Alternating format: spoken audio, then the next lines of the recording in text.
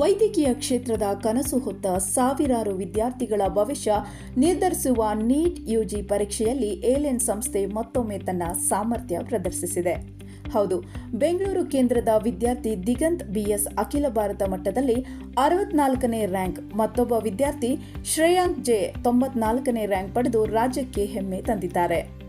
ಇದಷ್ಟೇ ಅಲ್ಲ, ರಾಷ್ಟ್ರ ಮಟ್ಟದಲ್ಲೂ ಏಲೆನ್ ವಿದ್ಯಾರ್ಥಿಗಳ ಸಾಧನೆ ಗಮನ ಸೆಳೆದಿದೆ.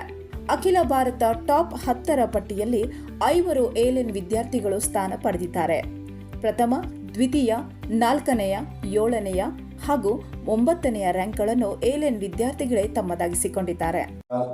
Respected members, as yesterday late evening, the re-NEET examination result was out, and we are here for the press conference with a lot of efforts, hard work of all the students, the continuous support of all the parents.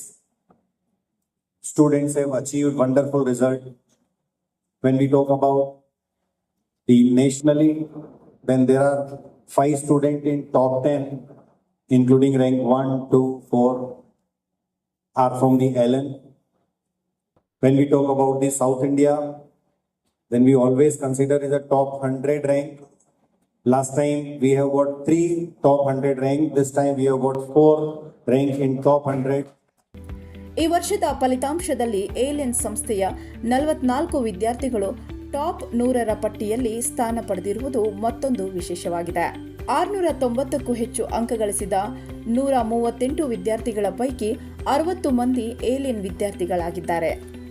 ವೈದ್ಯಕೀಯ ಶಿಕ್ಷಣದ ಕನಸು ಕಾಣುವ ಸಾವಿರಾರು ವಿದ್ಯಾರ್ಥಿಗಳಿಗೆ ಏಲೆನ್ ಮತ್ತೊಮ್ಮೆ ಯಶಸ್ಸಿನ ದಾರಿದೀಪವಾಗಿದ್ದು, ರಾಷ್ಟ್ರೀಯ ಮಟ್ಟದ ಫಲಿತಾಂಶದಲ್ಲಿ ತನ್ನ ಪ್ರಾಬಲ್ಯವನ್ನು ಮತ್ತೊಮ್ಮೆ ಸಾಬೀತುಪಡಿಸಿದೆ. ಸಂಜನಾ, ವಿಸ್ತಾರ ಮೀಡಿಯಾ, ಬೆಂಗಳೂರು.